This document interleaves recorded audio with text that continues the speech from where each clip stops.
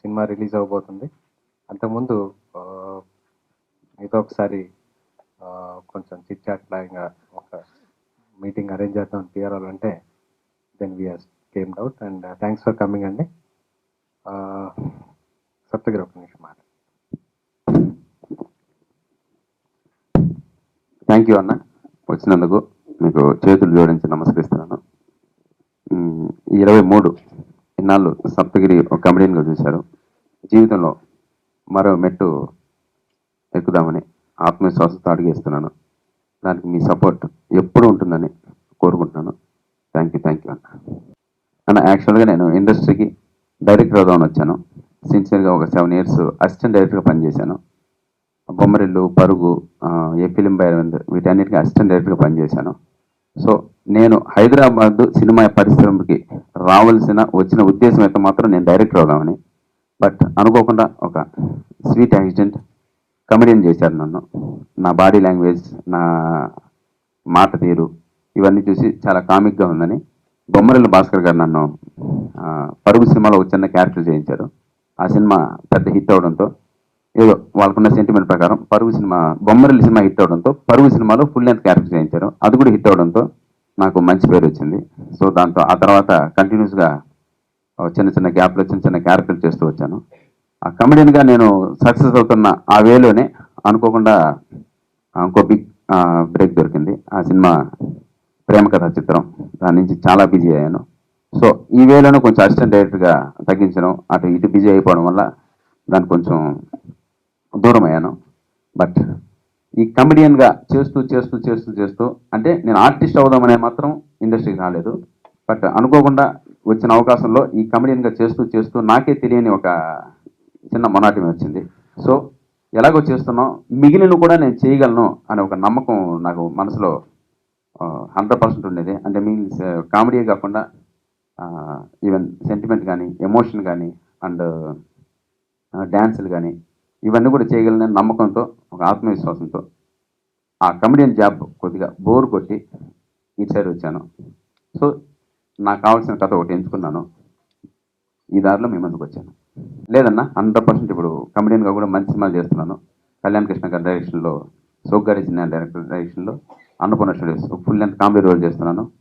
Next Sharwanand సినిమాలో కూడా మంచి ఫుల్ లెంత్ రోల్ చేస్తున్నాను.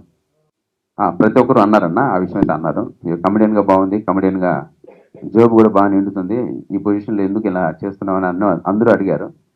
కాకపోతే జాబ్ అయితే నిండుతుంది కానివ్వండి, జాబ్ సాటిస్ఫాక్షన్ అయితే లేదన్న. 100% ఏదో ఒక మెకానికల్ లైఫ్ అయిపోయింది. ఎక్కడికి వెళ్ళినా ఒకటే యాక్టింగ్ చేస్తున్నాను. అది నాకు ఆ విషయం తెలుసు. ఎందుకంటే నాకు ఆర్టిస్ట్గా నాకు అనుభవం లేదు, నాకు వచ్చేది అదే, దాంతోనే సక్సెస్ అయ్యాను. బట్ రోజు లేచిన కొద్దీ అదే చేస్తున్నాను, నాకు అదే బోర్ కొడుతుంది. డబ్బులు వస్తున్నాయి కదా అని ఒక సాటిస్ఫాక్షన్ కనపోయింది. బట్ ఈ క్రమంలోనే ఒక 7 years అసిస్టెంట్ డైరెక్టర్ నేను పనిచేశాను. సో ఆ ఆశతోనే మిగిలిన కూడా చేయగలను, మిమ్మల్ని మెప్పించగలను ఒక నమ్మకంతో దిగాను. దాదాపు 8 months నుంచి ఈ సినిమా పైన వర్క్ చేస్తున్నాం అన్న.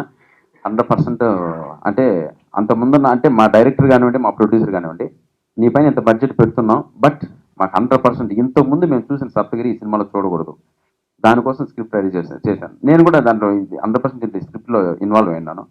నేను ఏం చూపించుకోగలను, నేను ఏం దీంట్లో యాక్ట్ చేయగలను, నేను ఏ విధంగా మిమ్మల్ని మెప్పించగలను, దానికోసం ఒక 3-4 months వర్క్ చేశానన్న. వర్క్ చేసి ఒక స్టోరీ స్ట్రక్చర్ వేసుకొని ఆ తర్వాత నేను ప్రొడ్యూసర్ మీట్ అయ్యి డైరెక్టర్ సెలెక్ట్ చేసుకున్నాను. బట్ ఇప్పటికీ అంటే అప్పుడు కమెడియన్, ఇప్పుడు కూడా ఈ సినిమాలు కూడా కమెడియన్గా కనపడతాను. జర్నీ అంటే చాలా హార్డ్ వర్క్ చేశాను. ఇంకా మీ సపోర్ట్ కావాలి. ఇప్పటికి కరెక్ట్గా 15 days అయిందన్న నిద్రపోయి. నో డౌట్ అందులో అసలు మైండ్ రేపటి పైన ఆధారపడింది. అంటే కంటెంట్ అయితే స్ట్రాంగ్గా ఉంది కానీ బట్ చాలా తెలియని టెన్షన్లో ఉన్నాను. చూద్దాం క్యారెక్టర్స్ ఉంటుందన్న, పక్కా ఉంటుంది. అది 100% స్కోప్ ఉంటుంది. మ్యాటర్ ఏంటంటే స్టోరీ రివీల్ చేయమని ఒక చిన్న పాయింట్ చెప్తాను. మా ఫాదర్ కానిస్టేబుల్, నేను సినిమాలోకి వెళ్ళాలని ఆశ లేదు, నువ్వు ఐఏఎస్ అవ్వు అంటుంటాడు. ఆయన మాత్రం కానిస్టేబుల్, నేను మాత్రం ఐఏఎస్ అయిపోవాలి. ఇది స్వార్థం నాన్న అనేది. నాకు ఏది ఇష్టమో దాంట్లో ఎదగినవండి. అంటే ఏంటో నువ్వు ఎదిగేది అన్నప్పుడు నేను మామూలుగా ఒక సినిమాలో వెళ్ళాలని ఒక తపన పడే ఒక కుర్రాడికి కనపడతాను. అది చాలా బాగుంటుందన్న. దానికోసం చాలా ఖర్చు పెట్టారు మా ప్రొడ్యూసర్ గారు. అది నా ఇంట్రో సీన్, చాలా బాగా ఖర్చు పెట్టారు. నేను యాక్చువల్గా సార్ అది ఒక వీధి నాటకంలో చేద్దాం సార్ సరిపోద్ది, నేను డైలాగ్స్ బాగా చెప్తాను అంటే లేదు లేదు, ఇది దానికి ఒక యాంబియన్స్ క్రియేట్ చేయాలి, నువ్వు డైలాగులు అంత అద్భుతంగా నాకు నన్ను మెప్పించాలని చెప్తున్నావు, ప్రజలు కూడా 100% మెచ్చుకుంటారు నిన్ను. ఆర్టిస్ట్ లాగా చేద్దామని అనుకున్నాడు. But it is my insist అంటే మళ్ళీ ఒక మిథిలా నగరాన్ని ఎస్టాబ్లిష్ చేయగలిగి రాముడికి పరశురాముడికి జరిగిన సంవాదాన్ని నిజంగా మన కళ్ళకట్టుగా అనిపించేలా అనే ఉద్దేశంతో దాన్ని చేసాం. దాదాపు 250 మంది సురభి ఆర్టిస్టులను దాంట్లో వాడుకోవడం జరిగింది. మళ్ళీ ఒక 100 ఆర్టిస్టులను మనం ఆడాం. 50 మెంబర్స్ 50 days సీసీ వర్క్ చేస్తే మొత్తం కాన్సెప్ట్ వచ్చింది. అది ఖచ్చితంగా అందరినీ మెప్పిస్తుందని ఆశిస్తున్నాను. కాకపోతే దీంట్లో ఏంటంటే ఒక డాక్టర్ రవికిరణ్ తీస్తున్న మూవీ. డాక్టర్ రవికిరణ్గా నేను నా ఫీల్డ్లో మంచి క్వాలిటీగా ఉండిపోయాను. నా సినిమా ఈ క్వాలిటీలోనే ఉంటే బెటర్ అనుకుని నేను పెట్టాను.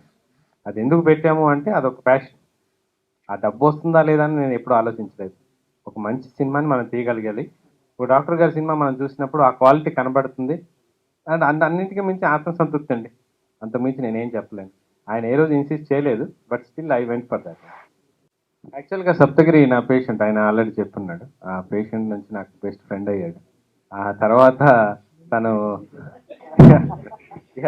నేను ట్రీట్మెంట్ చేసిన తర్వాత is my become best friend.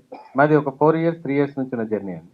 ఆయన చెప్పిన స్టోరీస్ కానీ ఆ కాన్సెప్ట్ తీసుకొచ్చినప్పుడు ఆ స్టోరీకి సప్తగిరి లాంటి పర్సనే ఆప్ట్ అవుతాడు. ఆ లో ప్రొఫైల్ నుండి ఆ కానిస్టేబుల్ లెవెల్కి నేను ఏ పెద్ద స్టార్ని ఊహించుకోలేను. అలా మనం సెట్ చేయడం కూడా కష్టం. ఇంకోటి ఏంటంటే సప్తగిరిని ఒక హీరోగా ఇంట్రొడ్యూస్ చేయడంలో ఏంటంటే నాకు ఒక వైట్ పేపర్. సప్తగిరి ఎలా చేసినా ఏ లెవెల్కి చేసినా పబ్లిక్ నుంచి యాక్సెప్టెన్స్ వస్తుందని ఒక ఉద్దేశం అయితే ఉండింది. అండ్ సాధ్యమైనంత వరకు వాల్యూస్ కట్టుబడి ఈ సినిమా అనేది తీయగలిగాం. దాంట్లో మాత్రం నాకు అది సాటిస్ఫాక్షన్ అయితే ఉంది సార్. డిస్ట్రిబ్యూటర్స్ కేఎఫ్సి వాళ్ళకి మేము చేసిన తర్వాత 478 కాల్స్ వచ్చాయి డిస్ట్రిబ్యూటర్స్ నుంచి. They literally fight for it. మాకు ఎందుకు ఈ సినిమా ఇవ్వరు, మేము చేసుకుంటాం. కాకపోతే నా కాన్సెప్ట్ ఏంటి ఉండిందంటే ఏదైనా ఒక ప్రాజెక్ట్ మనం స్టార్ట్ చేసినప్పుడు స్టార్టింగ్ టు ఎండ్ మనం చూసుకోవాలి.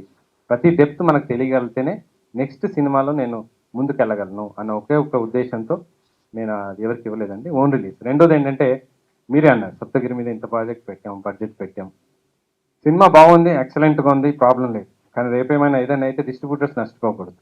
మనం ఏంటో ప్రూవ్ అయిన తర్వాత మనం రేపన్నాడు ఏదైనా మాట్లాడినా దానికి ఒక వాల్యూ ఉంటుంది. ఈ కష్టమో నష్టమో ఏదైనా సరే అది నేను భరించడం బాగుంటుందనే ఉద్దేశంతో మాత్రమే నేను వాళ్ళకి ఇవ్వలేదు. కానీ నెక్స్ట్ మూవీ ఒకవేళ నిజంగా నేను చేయగలిగితే మాత్రం ఖచ్చితంగా వాళ్ళకి ఇవ్వడానికి మేము ప్రయత్నం చేస్తాం.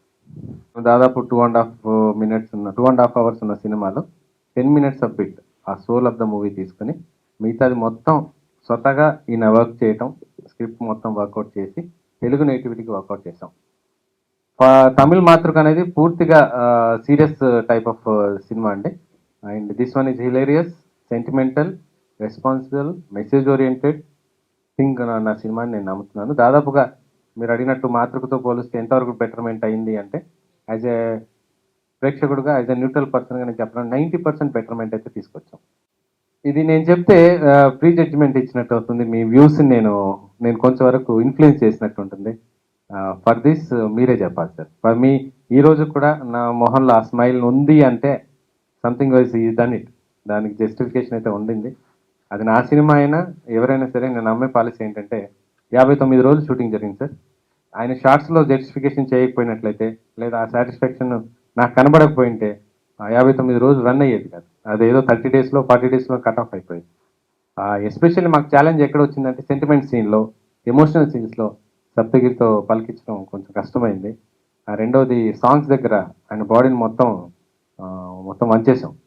25 days ఆయన డ్యాన్స్ క్లాసెస్కి రెగ్యులర్గా వెళ్ళటం చేయటం, అది మళ్ళీ అక్కడ ఉన్న వింటర్కి తట్టుకొని ఫారిన్లో చేయటం అంటే అల్టిమేట్గా మనం ఆ రోజు సాంగ్స్ చూసాం, జస్టిఫై చేశారు సార్ అని నేనైతే చెప్తున్నాను. ఫర్ మై సైడ్ రేపు మీరు చూసి చెప్తే then I'm a happier person. అందరూ మహానటులే, ఎవరిని కామెంట్ చేయడానికి ఏం లేదు. కాకపోతే ఏంటంటే నా ఫ్రెండ్ నేను ఒకటి సప్తగిరిలో భిన్నాంగేలు అయితే చేయగలిగాడని నమ్మకం నాకు వచ్చింది. ఒక సెంటిమెంట్ పలికించగలడు, కామెడీ అయితే ఆయన సిగ్నేచర్ మార్క్, డ్యాన్స్ చేయగలిగాడు, సీరియస్ యాక్షన్ చెప్పాడు, అండ్ గంభీరమైన వాక్యాలు చెప్పాడు, క్రోధం అంటే దాదాపు నవరసాలు అయితే పలికించడానికి ప్రయత్నం చేశాడండి. సాధ్యమైనంత దాంట్లో సక్సెస్ అయ్యాడని నేను అనుకుంటున్నాను. డెఫినెట్లీ 80% మూవీ అయిపోయింది. ఆ టైంలో మనం ఇచ్చాం. ఎంతవరకు మనం సాధ్యమైనంత వరకు సెట్ చేయగలం. కానీ అల్టిమేట్గా అంటే పవన్ కళ్యాణ్ గారు అంటే మాకందరికి అభిమానం. ఆయనంతటా అక్కడ నుంచి వచ్చిన proposal it's very blessing for us. ఈ గివెన్ ఇట్. దాంట్లో ఏమాత్రం మాకు రిగ్రెట్ అయితే లేదండి. It's happier thing. అంటే మనం ఇవ్వగలిగే ఆప్షన్, అవకాశం రావటం ఎక్కువ. అలాంటి వచ్చిన దానికి we're very happy to give it. అది పెద్ద సమస్యే కాదు.